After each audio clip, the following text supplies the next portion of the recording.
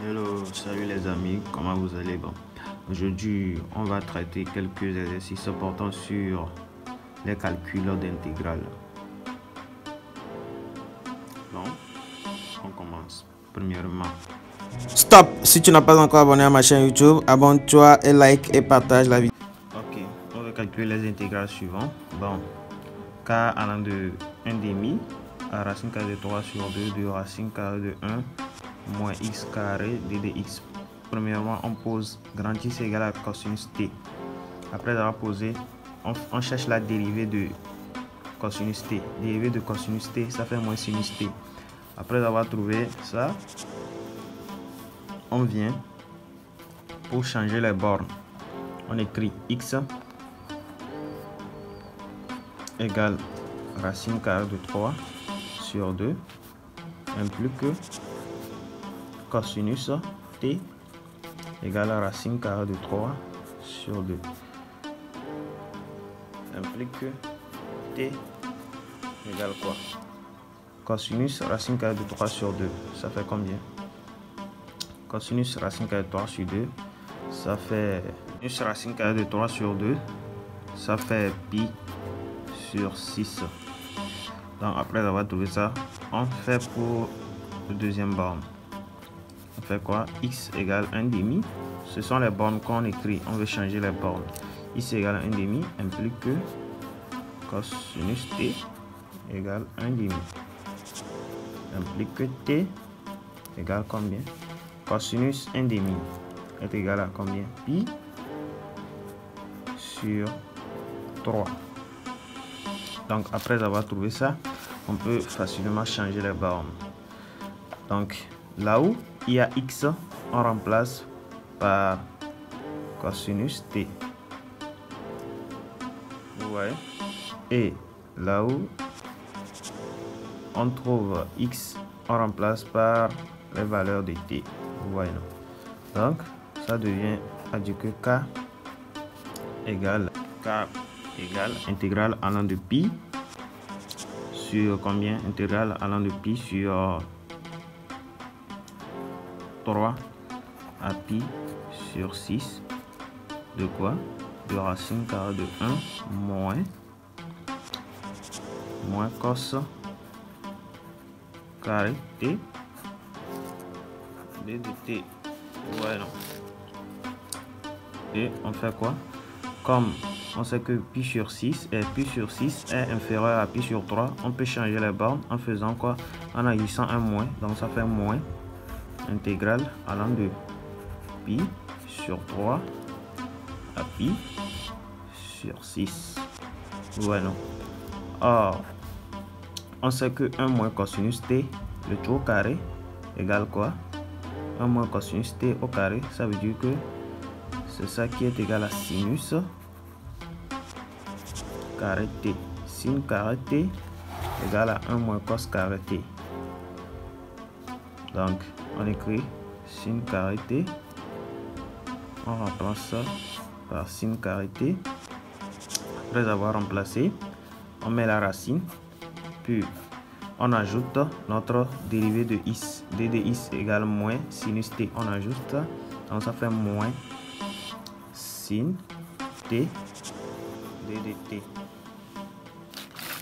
Donc, on transforme maintenant. Racine carrée de sin carré t, ça fait quoi? Ça devient racine carrée de sin carré t, ça devient valable absolue de sin t fois moins sin t d de t. Et après tout, on fait quoi? Après tout, on continue. Ça implique que intégrale allant de pi sur 6 à pi sur 3 de quoi? De sin, de valable absolue de sin t fois moins sin t et de t égale à quoi? Égale intégrale. Ici, le moins qui est ici, le moins sin t qui est ici, on peut faire sortir le moins. Quand on fait sortir le moins, ça devient plus ici. Donc, je n'écris plus, ça devient plus. Ça fait pi sur 3. Et ici, valeur absolue de sin t, c'est toujours positif. Pourquoi je dis positif? Parce que les bornes de pi sur 6 à pi sur 3, il n'y a que des nombres positifs. De pi sur 6 à pi sur 3, il n'y a que des nombres positifs. Donc, on considère sin t comme il est. Quand on considère sin t, donc ça veut dire que sin t fois sin t. Donc, ça fait quoi? Ça fait sin carré t. dd t. Sin carré t dd t. Donc, après avoir écrit sin carré t dt, on fait quoi? Et maintenant, on peut linéariser sin carré t. Pour linéariser sin carré t, on sait que on va aller appliquer quelques formules. On sait que cos carré t plus sin carré t égale 1. Et on sait que cos carré t moins sin carré t égale combien? Égale à cos de t. Égale cos de t. Donc, quand on cherche sin carré t ici, ça devient quoi? Donc, ça fait quoi? Ça fait sin carré t égale quoi? Sin carré t égale 1 demi moins cos de t sur 2. Si je me fais bien comprendre, on a linéarisé ça. C'est ça qu'on écrit. Et maintenant, on vient pour remplacer. Ça fait intégrale allant de pi sur 6 à pi sur 3 de 1 demi moins cos de t sur 2 t de t. Donc, ça devient faire quoi? Ça devient faire l'intégrale. Maintenant, on va faire l'intégrale. Donc, on écrit quoi? On fait comme ça. Intégrale de 1 demi. Donc, ça fait 1 demi de t. Ça fait 1 demi de t. Intégrale de cos de t sur 2. Ça fait quoi? Ça fait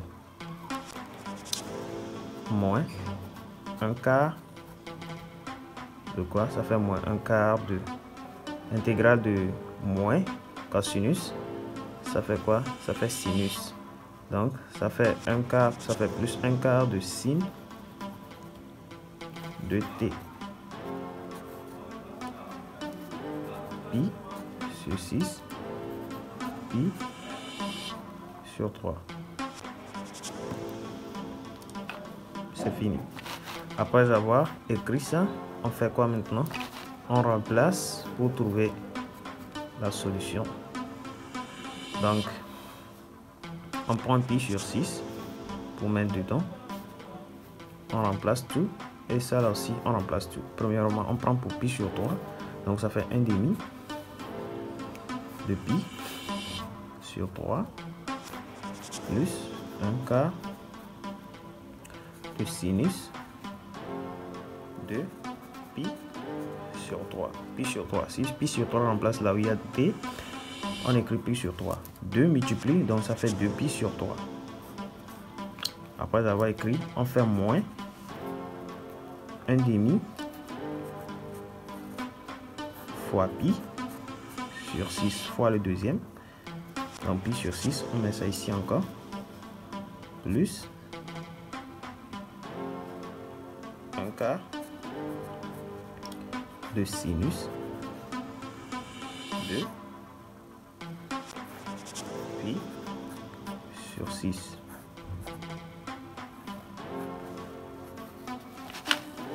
Donc, ça fait quoi maintenant? on calcule, on trouve ici, ça fait pi. 1/2 fois pi sur 3, ça fait pi sur 6. Sinus de pi sur 3, ça fait combien? Au niveau du cercle trigonométrique, sinus de pi sur 3, ça fait combien? Bon, sinus de pi sur 3, ça fait racine carrée de 3 sur 2. Ça fait racine carrée de 3 sur 2. Donc on écrit, on fait moins racine carrée.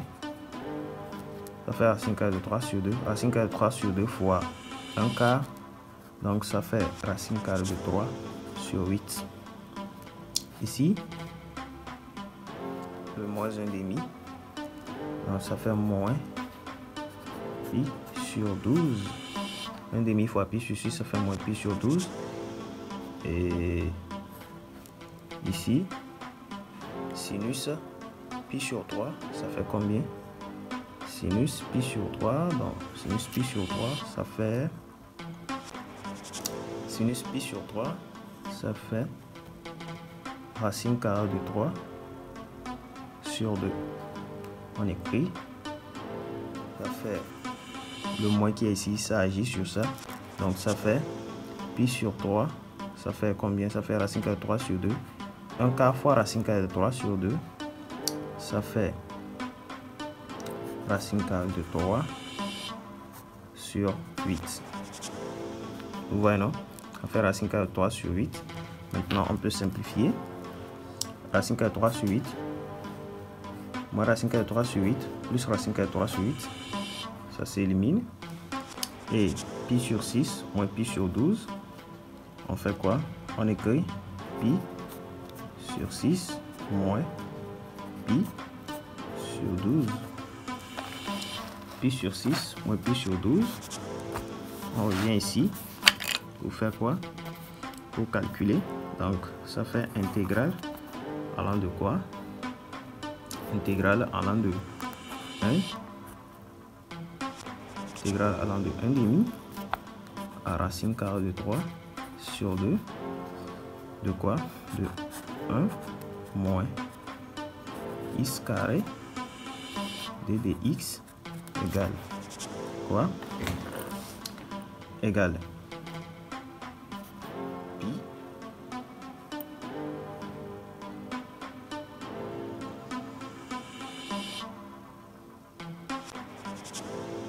égale à pi sur 12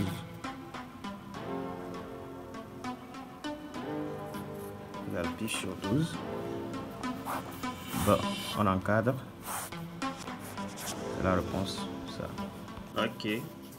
I égale intégrale allant de 0 à pi x sinus x de dx. Donc, c'est une intégrale par partie. Donc, on va faire ça. Vous connaissez l'intégrale par partie, la formule de l'intégrale par partie. Bon, souvent les gens utilisent u'v, dérivé de uv. Bon, pour faire ça, bon, en fait, ça aussi, ça marche bien.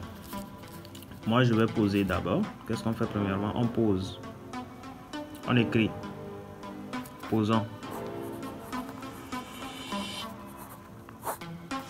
Posons. U de x égale à x. U' de x égale à 1. Pourquoi 1? Dérivé de u de x, dérivé de x, c'est 1. Donc, je viens pour poser p' de x égale quoi? Égale à sinus x. Égale à sinus x. Et je pose v de x égale à quoi? Intégrale de sinus x, c'est quoi? C'est moins cosinus x. Donc, intégration par partie, c'est ça qu'on veut commencer. Donc, on fait quoi? On prend uv, c'est ça qu'on prend premièrement, uv, u'v. Vous voyez, non? Ok, prenons ça. UV. Donc ça fait U et V. Où est notre U? Notre U c'est X. Notre V c'est moins cosinus X. Donc ça fait moins X cosinus X. Et on ferme. On écrit les bornes. 0 allant de pi. 0 allant de pi. Moins maintenant. Intégrale allant de 0 à pi. De quoi? Maintenant, U', V. Donc, ça fait quoi? Ça fait moins. U', c'est 1. 1 fois V de X, c'est 1 fois moins cosinus X. Ça fait moins cosinus X, V de X. Ou bien. Et puis, on vient. Ça fait quoi?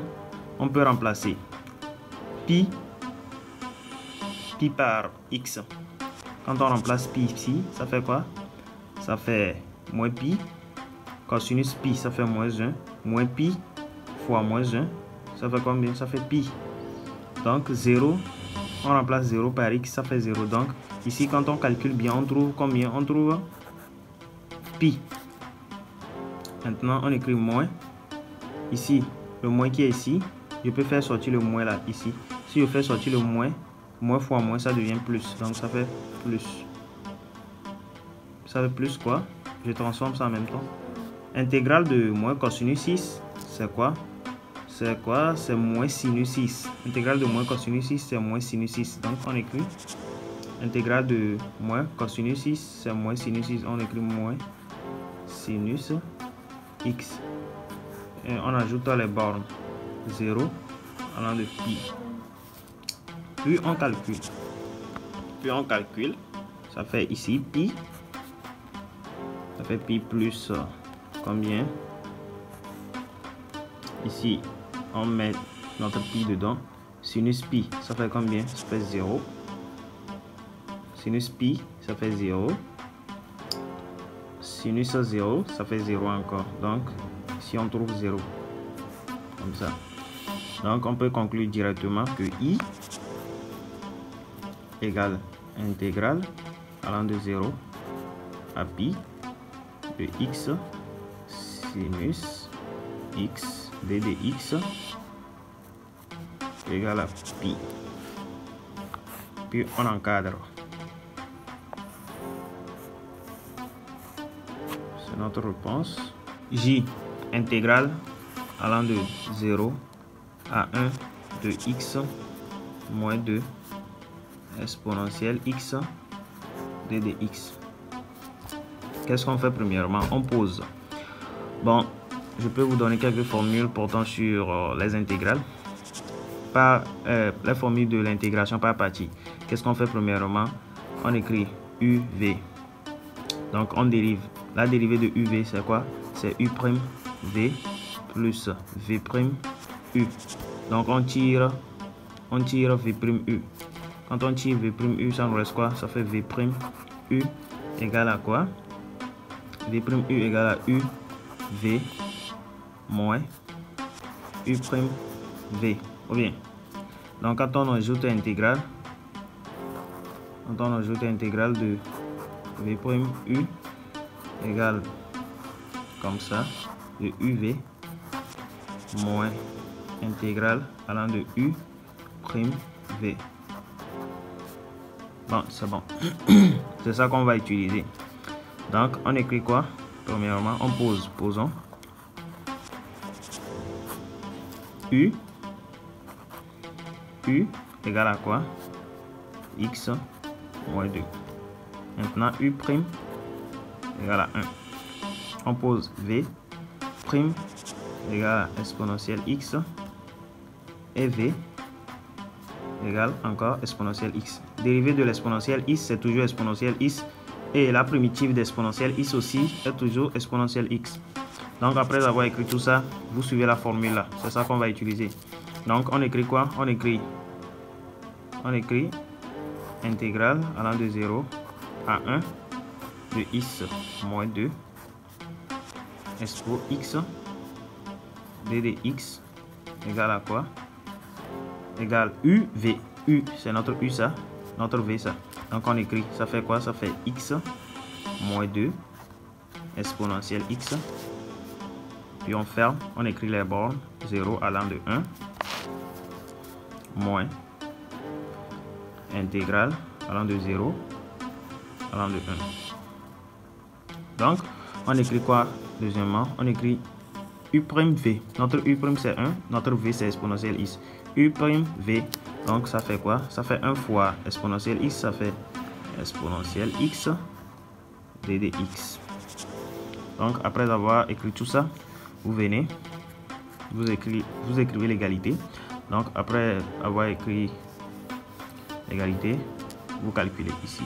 Vous mettez 1 dedans. Quand on met 1 ici, quand on remplace 1 ici, ça fait quoi? Ça fait 1 moins 2 exponentielle 1, c'est toujours exponentielle. Maintenant moins 0, quand on met 0 ici, ça fait quoi?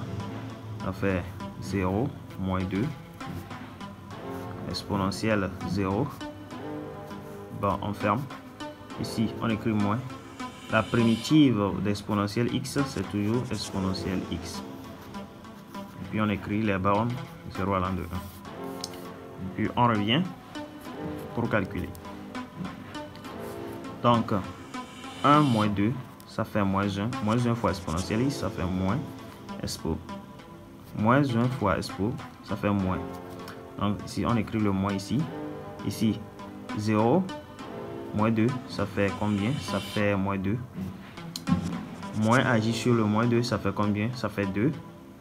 2 fois expo 0. Expo 0, ça fait 1. 2 fois 1, ça fait 2. Donc on écrit plus 2. Bon, on écrit le moins qui est ici, c'est ça ici. C'est le moins ça. Donc on met 1 ici. Quand on met 1, on trouve expo. Quand on met 0, on trouve quoi? On trouve 1. Le moins là, ça agit. Donc je peux mettre la parenthèse comme ça. Donc quand on met 1 ici, ça fait expo. Quand on met 0, ça fait combien? Ça fait moins 1. Ou bien. Donc on revient pour ouvrir la parenthèse. Ça fait moins expo plus 2 moins expo plus 1. Bon, on conclut directement. Ici, on écrit J égale intégrale allant de 0 de 1 de x moins 2 expo x ddx égale à quoi? Égale à expo moins expo. Donc, ça fait moins 2 expo 2 plus 1. Donc, ça fait 3. Bon, on peut encadrer parce que c'est la réponse finale ça. On peut encadrer. Bon, c'est bon. K.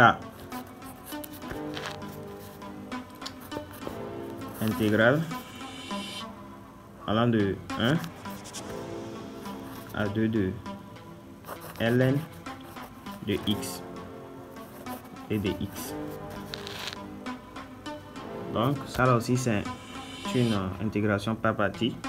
Donc pour commencer, on pose, posons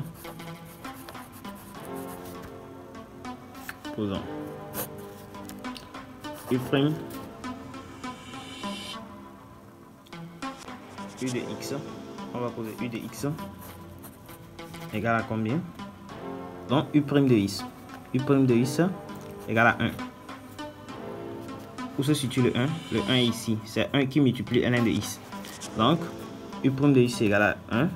Et maintenant, u de x égale à combien? Donc, on cherche la primitive de 1. Primitive de 1, c'est x. Donc, on vient ici pour poser v. V de x égale à combien? V de x égale à ln de x. Et maintenant, v' de x égale à quoi? 1 sur x. Donc 1 sur x. Maintenant on fait notre v' uv moins v' u. Donc ça fait quoi? Ça fait uv. C'est notre u ça et notre v ça. Uv. Donc ça fait quoi? Ça fait x moins pardon, ux fois ln de x. Donc ça fait x ln de x. Ça fait x fois ln de x. Puis on écrit les bornes. 1 allant de 2 moins intégrale 1 allant de 2 de quoi? De u de v', v', notre v' c'est 1 sur x et notre u c'est x. Donc on écrit v', ça fait 1 sur x fois notre u de x c'est x. Donc ça fait 1 sur x fois x t de x. Donc après d'avoir écrit tout ça, vous venez ici, on peut calculer, on peut mettre 2 dedans, 2 pour remplacer là où il y a les x, ça fait 2 ln de 2 moins ici, quand on met 1 ça fait 1, on ne va pas écrire ça, ln de 1 ça fait 0. Donc ici ça fait 0 moins quoi, ici x fois 1 sur x, ça fait quoi? Ça fait 1. On peut simplifier les x, ça fait 1. Intégrale de 1, ça fait combien? Intégrale de 1, ça fait x. Donc on écrit x avec les bornes 1, 2. Donc on revient ici, ça fait 2 quoi? Ça fait 2 ln de 2 moins, on met 2 ici dedans, ça fait 2. Après tout, moins 1. C'est ça. Puis on vient, ça fait 2. ln de 2. 2, moins 1, ça fait 1. Moins 1, ça fait moins 1. Moins ag, ça fait moins 1. Donc on écrit 2 ln de 2, moins 1. Donc on écrit 2 ln de 2, moins 1. On conclut 2 ln de 2, moins 1. Donc, c'est notre cas égal à intégrale allant de 0, allant de 1, intégrale allant de 1 à 2 de ln de x de dx. Bon, on encadre la réponse finale. Merci beaucoup pour le visionnage. N'oubliez pas de vous abonner, de liker la vidéo.